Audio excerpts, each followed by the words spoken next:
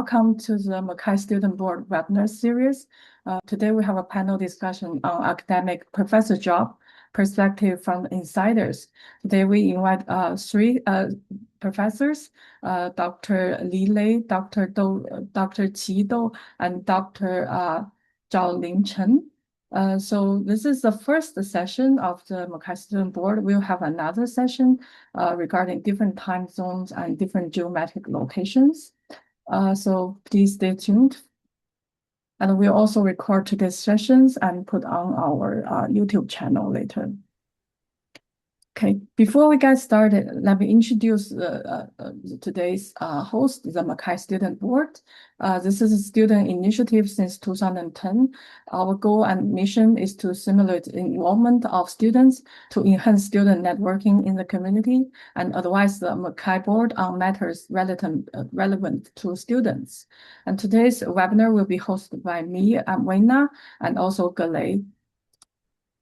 And this is the student board member of this year. And we have organized many events throughout the year and also in the MICCAI conference, such as the academic industrial event and the social and sports event. We also have this Emerge workshop. Yeah, so here is just a small advertising. I'd like to briefly introduce a great opportunity for students and early career researchers, the MSB Emerge workshop. So this workshop is designed specifically for young researchers. If you have ongoing work or early results, it's a great place to get feedback directly from senior MICCAI researchers. And the submission deadline is June 30th, 2026. So if you're interested, definitely consider submitting your work. So we can move on to the next slides. And this is the QR code for our social media. Follow us and stay updated on workshop opportunities and events. Just scan the QR code and don't miss out anything coming up. So we can move on to the schedule of today's webinar. We will start with a short opening and introduction of our panelists, and then we will move on to the main panel discussion on academic professor's career for about 35 minutes. We will cover topics like work-life balance, how to navigate the academic job market, and also briefly discuss how to assess whether academia or industry is the right fit for you. And finally, we will have a 20 minutes QA session. So feel free to prepare for your question and join the discussion later. So now we can move on to the introduction for our first panelist. So Lady is an assistant professor in biomedical engineering at the National University of Singapore, where she leads the Digital Heart Lab. Her research focuses on AI for healthcare, especially cardiac digital twins, medical imaging, and multimodal AI. She is the president of Women in MICCAI and a board member of SIG Cardiac, and has served as an AC for MICCAI from 2024 to 2026. She is also a guest associate editor for IEEE TMI and Information Fusion, and was recognized as a rising star by the Asian Deans Forum in 2023. Welcome, Professor Lei. Thank you so much for the introduction. Our next panelist is Professor Qi Dou. She's the Associate Professor at the Department of Computer Science and Engineering at the Chinese University of Hong Kong.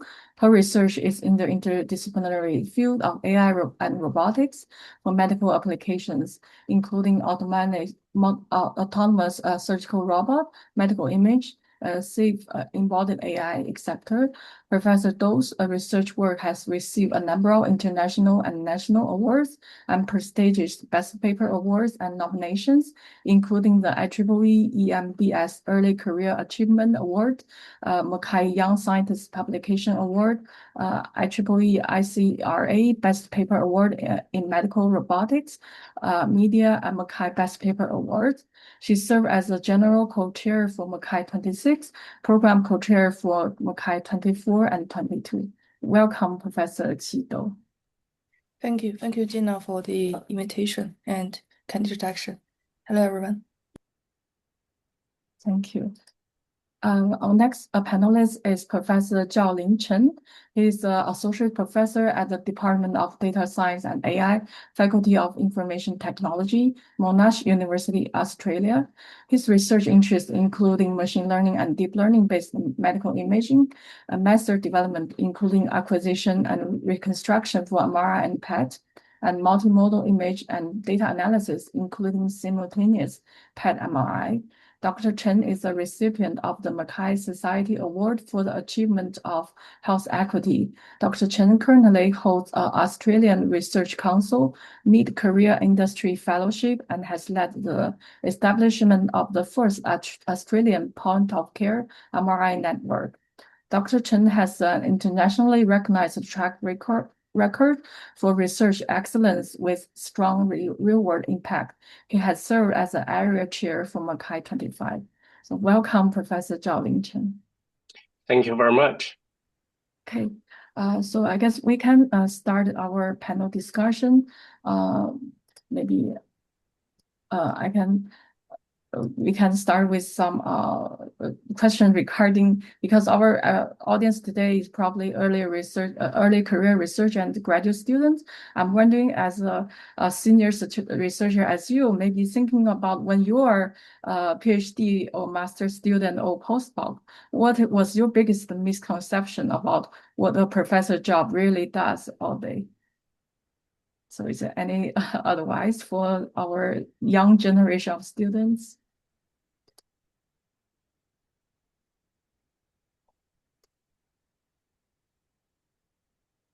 Maybe I can start. Thank you so much for the invitation again. I'm actually quite fresh. I just become an AP about 2 years old. It's a very nice topic, and I'm coming to learn. Actually, I'm still learning. So I think the most impressive things is that I didn't realize they have so many meetings, and I need to spend so many time to reply email. And during meeting, I'm become the person who need to make decision. That's something I didn't realize that much. And also I face a lot of rejection from the grant application. Yeah. Yeah. Well, that's really a great insight, like alert for our students. You know, so many frustrations and maybe distraction or something. You need to, keep a balance and good use of your time. Yeah. Yeah, I would agree with Lei. It's a very good point. So my misconception was the amount of time you can actually spend on research, apart from other duties and tasks that you have to do in the same time. So that's probably there's few others, but would be the main. Yeah, so I fully agree. And for me at that time, one thing that I learned when I initially started my own lab, is about the responsibility. So I think when I was a student myself, I just need to take care of what I do my own research and I complete the task and be assigned by my mentors and supervisors. But now, if you are an independent PI, you need to be responsible for your whole lab. That means all the students in your lab will fully depend on the PI, including how you assign their task and you manage the whole lab's time, commitment, etc. So that requires a more planned research agenda for more than one people. So that is something haven't been trained before having being the role of the PI. And of course, apply grant is an important thing to make your lab sustain, and that is a major. I think it is one of the major challenge for new faculty members of how to write a grant or proposals that can be granted. It also for me took a long time to learn how to write a proposal. Yeah. Yeah, this is a really useful insight. I believe the roles of a PhD student and a PI are very different, and the PIs need to spend a lot of time raising monies or writing proposals for the lab. So probably we can move on to the next questions. It is about the daily schedules of a PI. So we all know that professor do research and handle teachings and survey stuff at the same time. So would you like to share what does a typical week actually look like for a PI? I can start again. So actually, as I mentioned, I need to do a lot of meeting, maybe more than 30%, and also a lot of time on replying email, maybe 20%, and then about 15 on teaching, and maybe less than 25% on the actual research. Yeah, that's maybe a very typical week. Yeah, I believe for like a PI, especially early career PI, we need to spend a lot of time handling the daily service schedules, and we don't actually have that much time to do our research.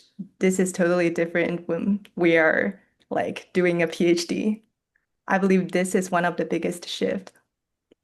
Yeah, that's true. Yeah, so we need to work around the grants schedule. So within Australia, the first half of the year, you do have major grants.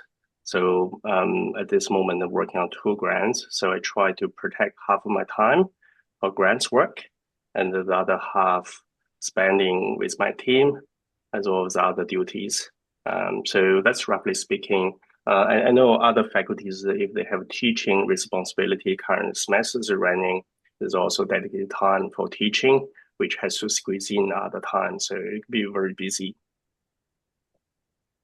Yeah, I think overall the life is very busy, being a PI, and basically you can work anytime. And for the tick boxes of a PI, there are mainly 3 parts. Also in terms of evaluation, you apply for a tenured sustain, and then it depends on your research and teaching and service.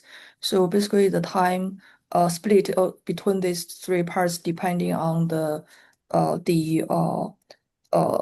style working of the certain PI, and also the stage of the lab that is going along. I think in the beginning of a new lab, and most of the time are mainly for research and for granting and for teaching, because sometimes you need to prepare new courses for a new PI.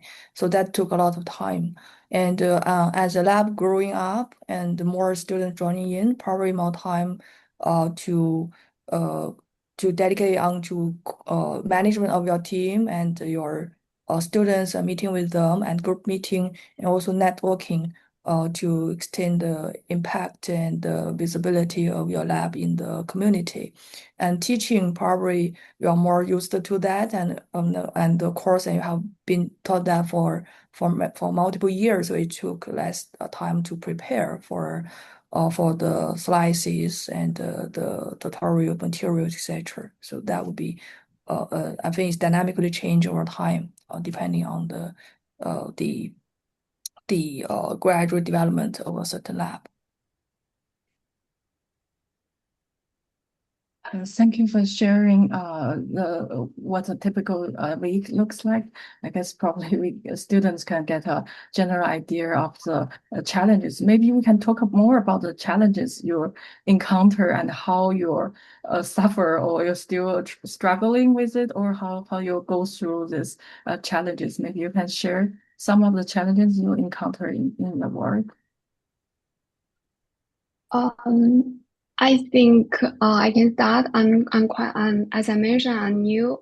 Just recently create a lab, and previously when I'm PhD or postdoc, I just need to focus on my work. Maybe have some collaboration, but not too much. But now I need to manage many different projects, and I need to communicate with different students. And as we know, every student is different, and it's a little bit hard to find the proper, like exactly match the communication way with each student. Yeah, that's something I'm feel very challenging right now. So anyway, I'm still learning. Thank you, Lei, for sharing this experience. Yeah, for me, it is about the level of flexibility required. It's quite challenging. So, for example, I'm traveling last 2 weeks and for business service group and has a schedule from breakfast to dinner. At the same time, I have to manage grant deadline. I find it's very challenging to have dedicated time within travel to work on grants and so on. So, and other responding emails, so you just have to find the time. So, this level of requirements from time to time requires you to you be able to adapt and deliver at the same time, manage other multiple tasks at the same time. Yes. So I think from my observation, though, I have some students, they also graduated and then they did their postdoc and they also becoming a independent PI nowadays. So from my observations, and I think one of the challenge and the beginning stage from the shift and the PhD postdoc to PI is to do multiple things together in one time. So every independent thing can do it very well, and everybody have their strengths and also have their weakness. But if you put all the things together and you have to complete everything at a relatively good level, then that becomes challenging because it requires a certain person to be well-rounded, not only to manage the team and communication and do research, writing, and also networking. So they need to have a well-rounded fighter for every aspects. I think that is a major challenge and key difference from a student to a PI. So for student, just do your own things and do it good. It's all done. But for PI, if any single aspect you are doing it poorly, then the whole lab will have problem. So that is the key part of learning how to do multiple things together, learning how to like multi-thread working and manage the team, manage the time is something that need to gradually practice and learn. Yeah, these are all really valuable insights from all different kinds of perspectives. So now perhaps we can move on to a very interesting session that a bit related to work-life balance. So this is actually a topic that I really want to seek some insights on. So the first one is how to avoid burnout. So academia is notorious for the publish or perish culture. And there are kind of blurred lines between work and home. How do you personally set these boundaries and to protect your mental health? Yeah, it's very nice question. I think every people working in academia is trying to figure this out. I'm still learning. Now my strategy is that I will try to keep my weekends mostly for myself or for my family. As you know, during weekend, less email and less meeting, so I can focus on my research or just hang out with my friends or family. And during weekday, I also try to block my mornings, like no meeting at all. Otherwise, I will feel I cannot sleep well because I will keep thinking before sleep. Okay, I cannot miss the meeting. I need to keep attention on the alarm. And also, I will try to keep one full day a week, like meeting free. Yeah, that's my current strategy. Yes, always try to save some times for personal life. It's a very good one. I will try to implement some of those as well. So I guess for me, it's about on a certain level, knowing where to say no and what opportunity to take, what opportunity perhaps not to spend all your efforts to. So it's a long-term game rather than a short sprint. That's my view. It's hard. So there's no perfect path in terms of academic research, right? But it's to a certain level, it's about finding the right reward system that works for you, and that's probably the most important. And practical things I do is protect the time, like Lei said. This is always useful. So you just set priorities on things and short-term goals with the long-term goals mixed together. That type of things. So do. Yeah, this is a good question, and I feel this is a kind of personalized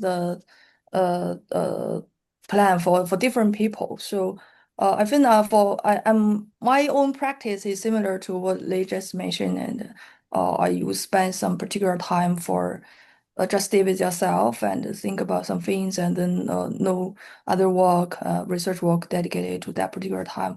But from my observation, I collaborate with many brilliant people, and they all work hard. They all work very hard.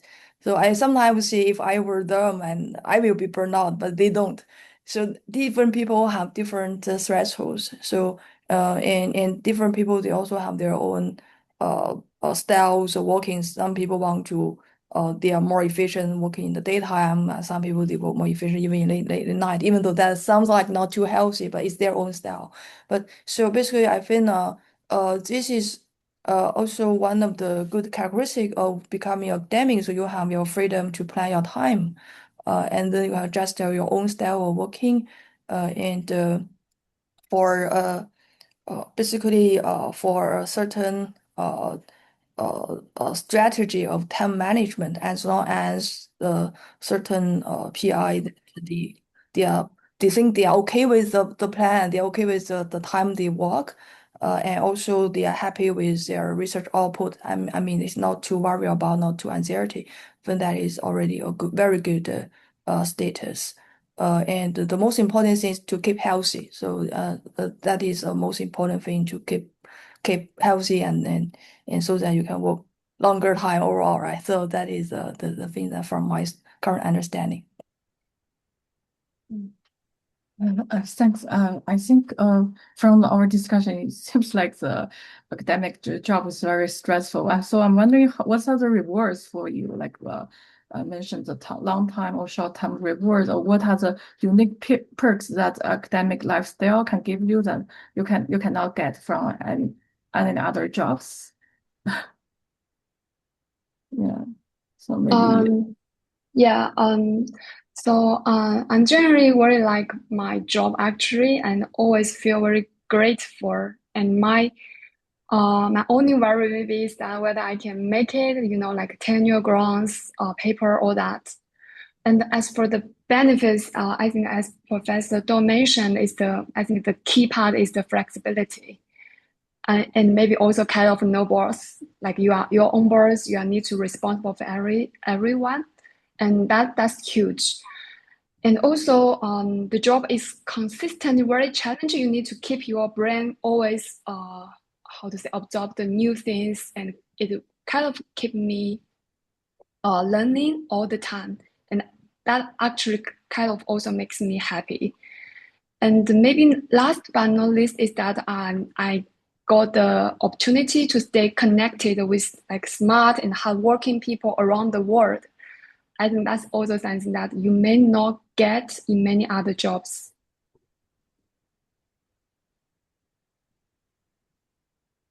I will pick flexibility as well, certainly.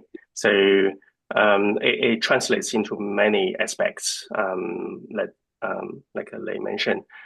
There's other aspects you can think of flexibility. So for me, for example, academic work, if I consider, so we're working long hours, but I consider two parts, right? The first part is about conceptual work, thinking, planning on high level. That is a flexible part, right? You can do other tasks at the same time, spend time with family, you do grocery shopping, you do sports even. So that works. And the other part is about implementation, whether it's writing or academic delivery or other tasks. It's more concrete. You have to spend decent amount of time. So the first part, and then you can manage this. So, and then the flexibility coming from those. So that's been very useful and rewarding at the same time for me. Yeah, I fully agree. I think flexibility is the most basically important reason for people to choose an academic career, and flexibility in terms of time, and also in terms of the development of the career. So for example, you can choose the trajectory of your career. You can spend more time in education or more time in do very cutting edge and challenging research, or uh or do the technology transfer, or connecting with industries at some time point of your career. So that has extendability and flexibility, which cannot be provided by other types of jobs. Okay, thanks for sharing. These are all very valuable points. So probably we can move on to the next section, which is the core of like being on the academic job market. So the first one, I think it is specifically very important. So have you been on search committees? When you are being on search committees, so what actually makes an applicant instantly stand out? So what is kind of the core characteristic of a successful applicant in the CV pools? Honestly, I'm too fresh, too junior to be in a searching committee. But I'm trying to answer this using my own experience when I on the job market. I think that's something I learned from my PhD supervisor. So he always always emphasized to me at the end of my PhD, like you need to have your own label. It's not something good that we try to avoid in a daily life, but in academia, especially when you're finding a job, I think that's very important because once you have a label and the people believe that this label matches you, and I think that will make you more outstanding when you are in the job market. Yeah, happy to hear more from other senior professors.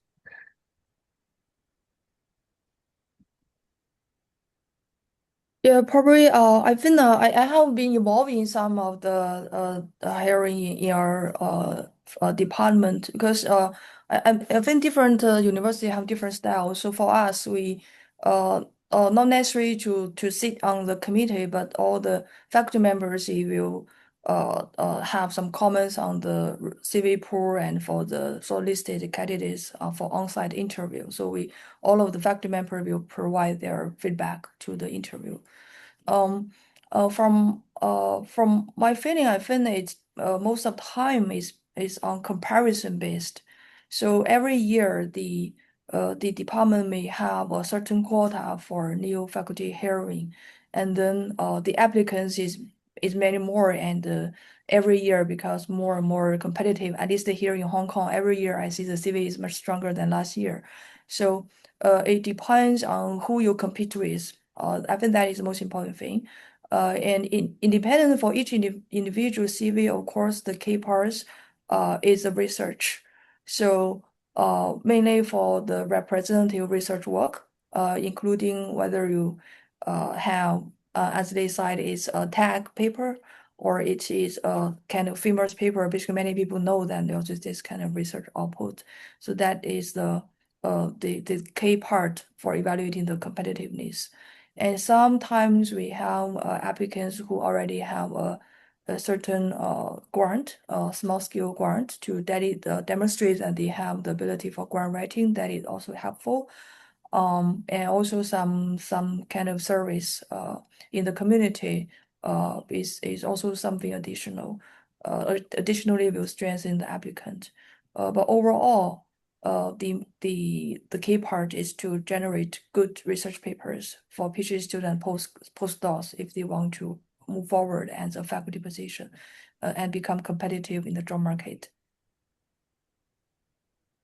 I will comment this on a very high level. So the quality research outcome is key, one of the pillar, and the potential for a rising star is not about quantity, because it's so competitive. It's about where you show an indicator you would have a successful career. And the second area is around fit in. So universities look at to have a collection, not so researchers. We tend to be superstars ourselves. Well, at least we try to be. But university want to make a recognition or visibility. That's a group of researchers. So it's about how you demonstrate you fit in yourself. Sometimes even your connections. You can fit into the university in this area, increase the visibility of the university or the strength of the university. I think that's another area. So that's my two-level view on this. Yeah, I believe this is kind of a multi-dimensional evaluation. You have to, in the best case, you have to at least stand up throughout one dimensions to let the people know you. Yeah, these are all really good points. Thanks for the helpful tips. Maybe we can more talk about the job talk after you go through the first round interview, and then probably the campus visit and the job talk would be the most important factor in your job interview. So you know that it's probably very difficult, one of the most important talk in your life. So what are the keys to successfully pitching your future lab's vision or your research capability to the higher community? Can you share with some of your maybe job talk experience or when they are searching in the searching community? Maybe I can start first. I think the first thing is that you need to know very well about the committee of the interview committee. Because you will get this information before your formal interview. So it's better you know them well because they know you well, right? They have your CV, so you also need to know them. And this is the first thing. And the second thing is that you need to read the job. I think they will have a very detailed job description. So you kind of need to know what they are looking for. And during the talk, it's very important to be like passionate. And also you need to sell a vision. They will normally ask a question like, what you image your lab like after 5 years. So you need to prepare this kind of answer for the certain question. And the one thing I didn't realize they may ask during the interview that I feel I do not know how to answer in my first faculty interview is that a committee asked me like, how do you distinguish your own work with your PhD supervisor or postdoc supervisor? I think that's really challenging question. I never think they will ask. And then I just keep silent for a while. But I think that helped me because after that, I started to think that and try to build my own unique small contribution in the community. Yeah. Yeah, this is a very good point. Like after you've been an independent PI, you have to separate yourself among your advisors or postdocs advisor. Yeah. Yeah. I think that's a great point. I agree with Lei, what she said. So if I want to add on, it's about so you want to be a colleague, right, in the campus visit or in the final step. So it's really about demonstrating we can work together and also fit in, right, your relevance to the group of people, the department you're working with. Yeah, I fully agree. I think it's very important to be well prepared before get onto the job market. And preparing the slides is of course very important. And one thing I need to know that it would be very, very nervous when you're having the talk. So must be very familiar with your content. So there's no time to think about it during the talk. So just give it. And then I still remember when I prepared that I spent a few months to prepare the slides. So it's very time consuming, and if studied earlier, it can help reduce the level of anxiety when the talk approaches. Okay, thank you all for those very valuable insights. So now let's move on to a very interesting question. So when you're interviewing candidates or when you're listening to job talks delivered by candidates, have you seen some common mistakes or red flags that we can probably try to avoid during our future interviews? I think based on my own experience, I realized I made some mistake during the faculty interview, especially at the early stage when I in the job market. The most important thing is that I think I mentioned in the last question is you need to know the department, the university very well, and you need to show you are interested. Your CV is good. That's good. But maybe sometimes they feel your CV is too good. That's not my case. But I know some people they CV is very strong and they failed to get the job. And the reason is maybe the committee feel like you are too good and you didn't show the enough interest to the university or to the department. So they prefer to give the opportunity to someone maybe not that strong CV, but of course good enough, and then they show very strong interest to the place, to the department. Yeah, I think that may be something I did not put enough attention about that. Yeah. Yeah, it is necessary to show the target university you pick is special. So you're not just spreading your CVs to hundreds of universities. Yeah, that's true. Very good point. Sometimes the presentations are from technical innovation point of view rather than impact-driven presentations. The conversation tends to be converge into a technical discussion very quickly. It's useful. At the same time, how to deliver the impact, the vision. That's what the panel is looking at as well. So your future part is so we need to spend time on the articulating what his future look like from impact and helping the university point of view to prepare the presentation. Yeah. So normally the presentation is embedded into a whole day interview for 1-to-1 or multiple to one or area-based chat between the faculty members. So the talk is absolutely very important for the department and colleagues to understand what you are doing, because sometimes they don't have enough time to look in very detail into your CV, but everybody will attend the talk. So that is the most important channel for showing the work of yourself and the plan of the certain applicant. Something to avoid during the talk is probably avoid overclaim the contribution that you have made in the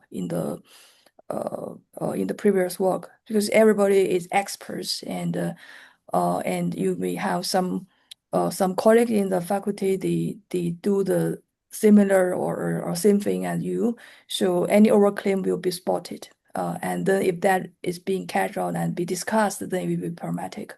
So be honest and then show the actual work, actual contribution, and also for the future work. Of course, people need to have plan for the long-term career, and also need to demonstrate the feasibility of realizing the plan. For example, if you have a big plan, and please show some evidence that you can achieve the plan agenda, and also with some milestones and with the supporting materials and supporting parties to demonstrate the feasibility that you can make it. So that is important thing to note during the interview.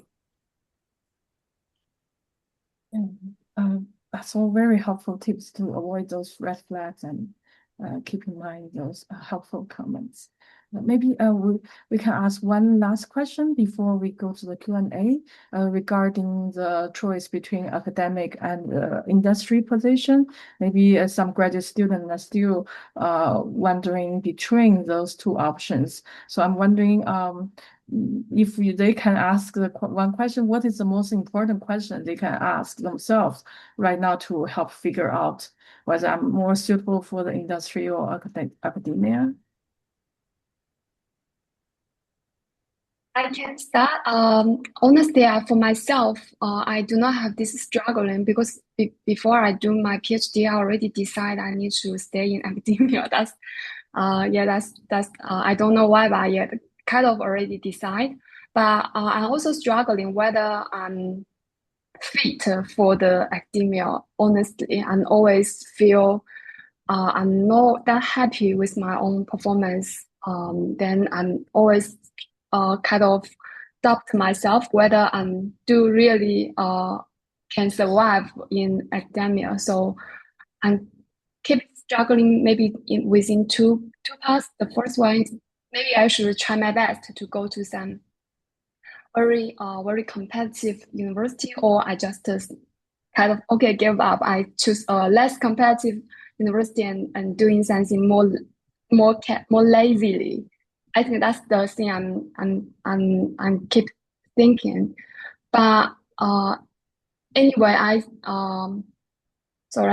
my strategy is that I feel like it's maybe quite novel that you keep thinking that you may not fit for academia. Maybe not everyone have the same feeling, but maybe some of you have the same feeling. And gradually realize this kind of discomfort or consistent feeling of not being good enough, maybe is exactly something keeps you growing. So if you are struggling with the industry or academia because of you feel you're not good enough for academia, maybe my suggestion is that try your best to find a good one, either in academia or industry, and you try it. If you feel you do not like it, I think you always can go back to another option. Yeah. I've done both. So I moved from industry back to academia. So it's a tough question still. I guess there are people who can do both. I mean, I'm not referring to myself. I think for me, it's about rewarding system again. What works for you, what not works for you. So academia we would have uncertainties, ambiguities in our career, rejections, as they mentioned, as grants application, paper rejections, all those things. So what is your reward system? Despite of all of this, so you need to find what makes you happy. So happiness will make a career grow eventually, right? That's your fundamental motivator. So and industry on the other hand is about immediate impact you can make, and it's a horizontal impact if you're working in a large company you can make. So the rewarding system is short. It's sometimes quite satisfactory to see your research and being used in industry in the short term. So it's quite useful for people to think about. But on the other hand, academia give you the opportunity to explore curiosity-driven research if you really believe in yourself and you can tolerate. If I can tolerate about the uncertainties dealing with infra, and then maybe that's a way to go. So I guess coming back to the question, and the answer is rewarding. The reward system works for you.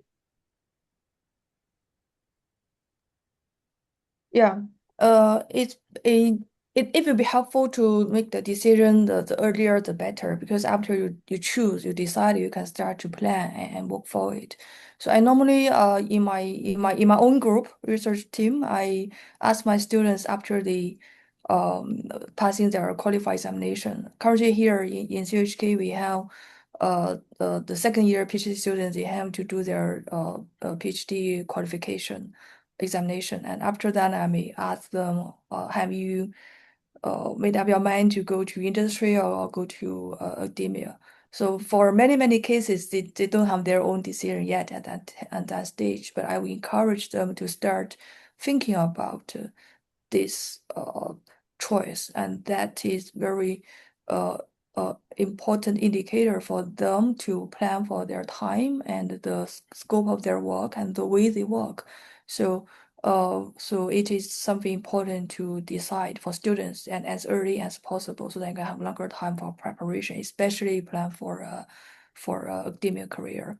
So about the choice itself, I think it is an overall decision based on many factors, including the personality and the self-expectation, and sometimes this decision also affected by their families and their basically experiences and their strengths and weaknesses, etc. So it really takes time to make the decision and start to think about it as early as possible.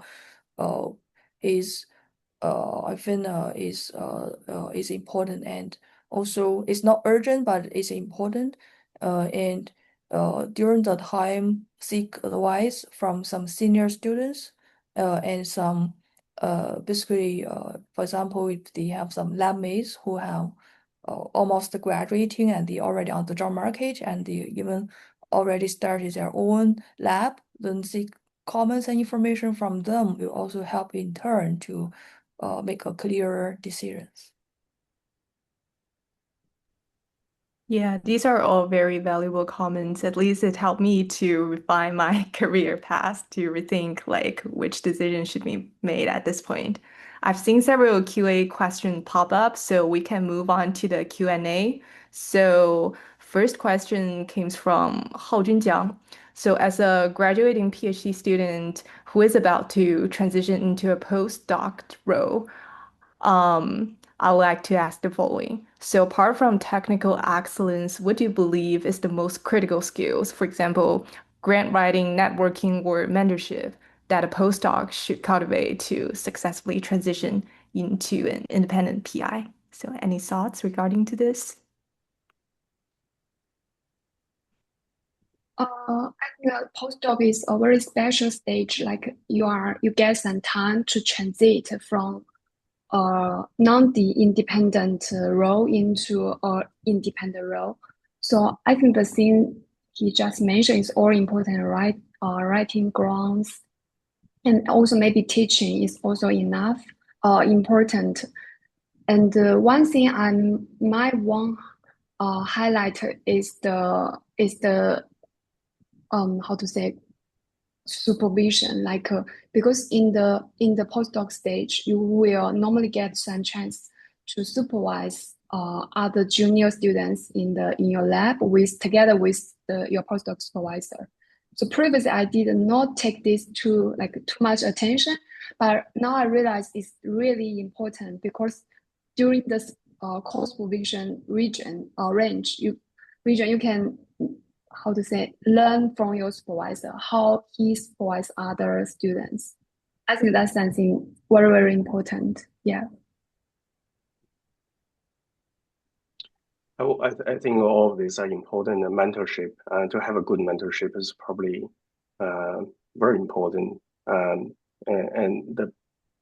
your mentor allows you to make that transition or support you in another way. So really support you, proactively support you to make that transition, to give you an opportunity because it's so competitive, and supervisor, your advisor are willing to take as a second position in your grant application to support you is very important. Yeah, so thank you. Thank you, Junhao, for the question. I know Junhao in person. He do very good work and a very nice guy. So I believe that Junhao, you eventually will get a very good position in postdoc and a faculty position in the long run eventually.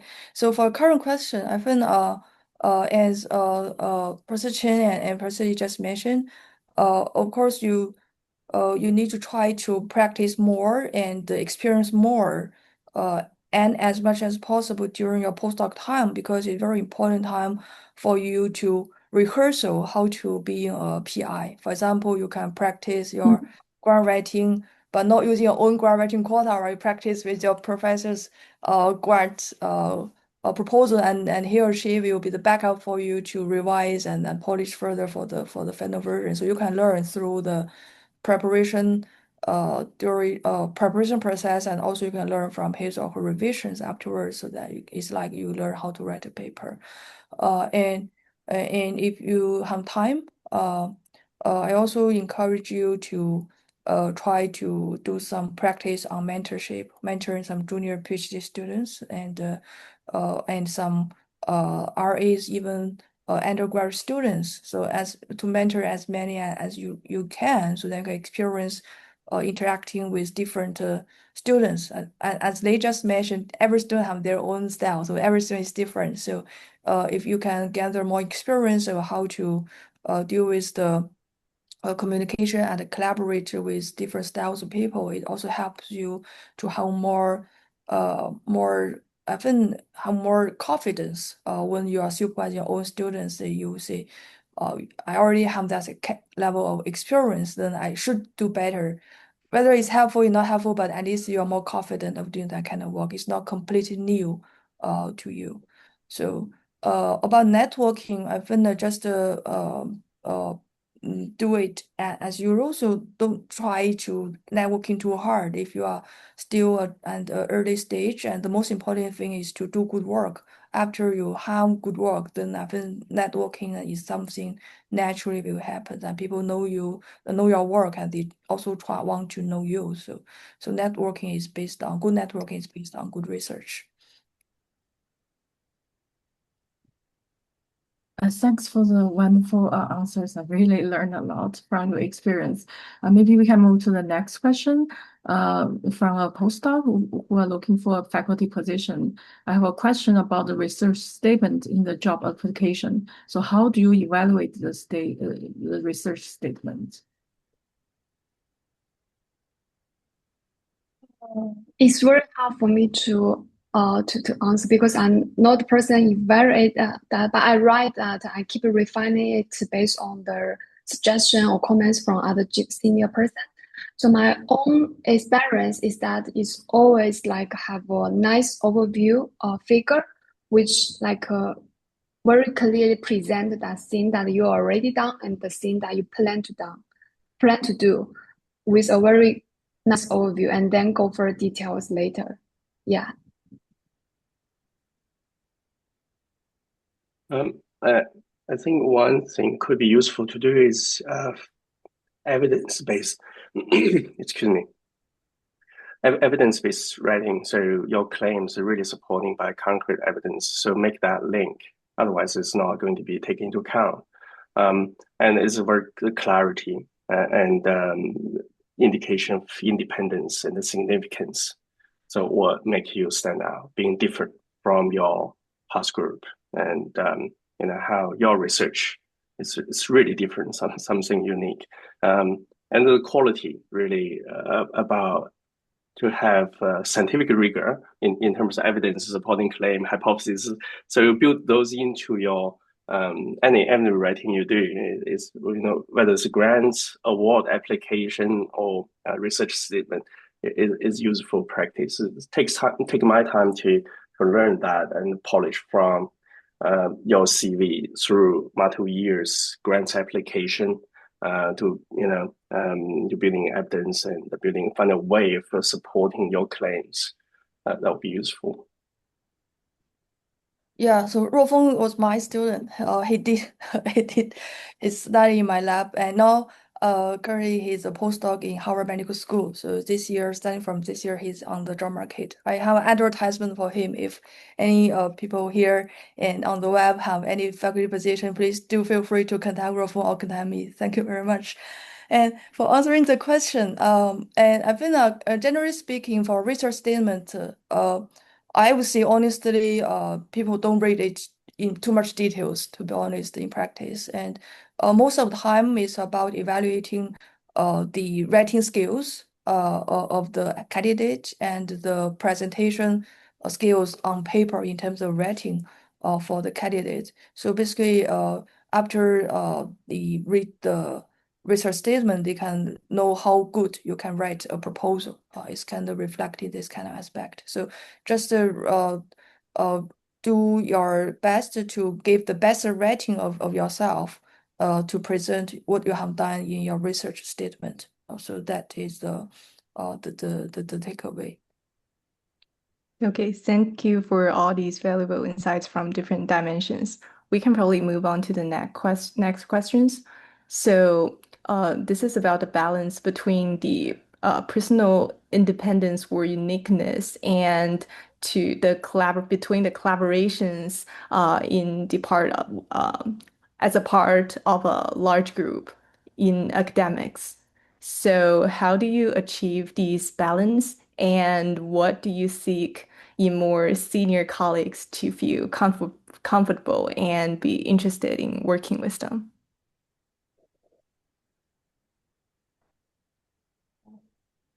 And I'm still learning, honestly. Currently, I think my key focus is still on my own work, but I also try to collaborate with some like a senior professor on the some big project, which I feel is hard, but I think that's something I need to learn. And not much to share. Maybe listen to other professors to share more. I was lucky to have a great mentor in my career to support me, taking me for grants, and introduce me for collaborations, as well as he's retired now, but is still sitting in my grants application, so never stop doing research. So I was lucky, really, to have a person like that to support me. But I also have other mentors giving me advice, sort of independent, not within my university, but I seek their advice in terms of, signing a contract with university. What do you think in terms of from other universities, whether I should take percentage teaching, whether I need to accept that or not? So it's really from different angle. From pure research point of view, we thinking of MICCAI, right, to a certain level. It's multidisciplinary, and from medical research point of view, it's all about team research. The independence, I will say, coming naturally at a time when you're ready, and the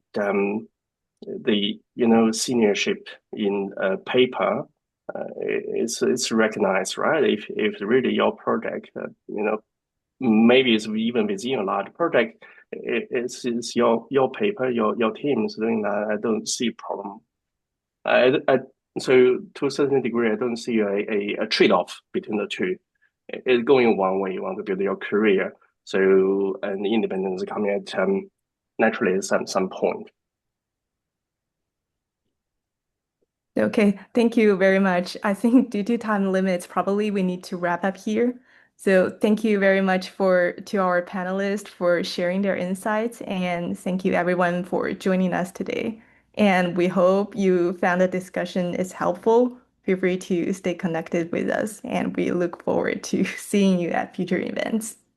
So probably we can stop here. Thank you very much. Thank you so Thanks, much. Gillet and Wina. Thank you. Thanks, other panels. you. Thank you. Thanks a lot. Thank you. Bye-bye. Thank you. Bye. Bye.